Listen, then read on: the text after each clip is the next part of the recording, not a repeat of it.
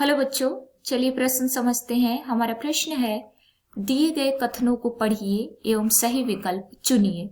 हमारा पहला कथन है, दो प्रकार के समुदायों के मध्य परिवर्तन का क्षेत्र इकोटोन कहलाता है। दूसरा कथन है, समुद्री एवं ताजे पानी के समुदायों के मध्य नदी का मुहाना एक इकोटोन है।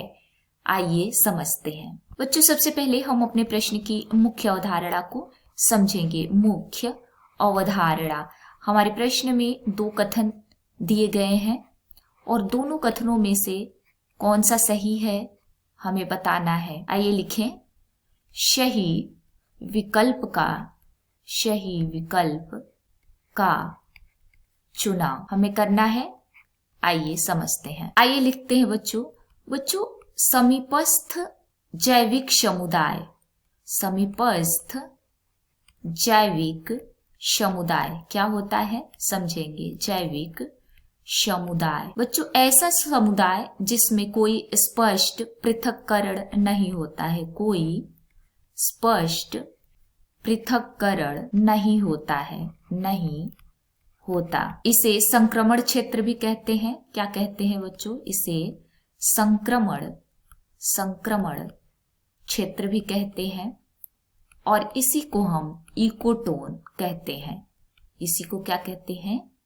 इकोटोन क्षेत्र, इकोटोन क्षेत्र। बच्चों जो नदमुख होता है, नदमुख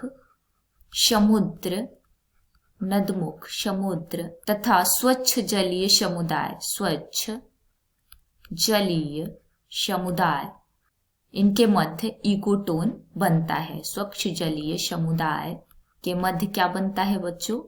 इकोटोन क्षेत्र बनता है, इकोटोन क्षेत्र बनता है। अब हम अपने कथनों को समझेंगे। तो हमारा पहला कथन था, दो समुदायों के मध्य परिवर्तन का क्षेत्र इकोटोन कहलाता है, जो सही है। हमारा दूसरा कथन था, समुद्री तथा ताजे पानी के समुदायों के मध्य नदी का मुहाना एक इकोटोन है, ये भी सही है। तो अब हम अपने विकल्पों को देखें। तो हमारा विकल्प ए है, कथन ए व दोनों सही हैं एवं कथन एक की सही व्याख्या है। ये गलत है बच्चों, ये दोनों सही तो हैं परंतु कथन एक सही व्याख्या नहीं है।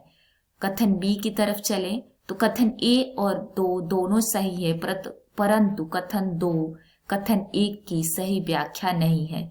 यही विकल्प हमारा सही होगा बच्चों। ये दोनों ही कथन सही है परंतु ये दोनों एक दूसरे की सही व्याख्या नहीं है। उम्मीद है आपको प्रश्न समझ में आ गया होगा। धन्यवाद।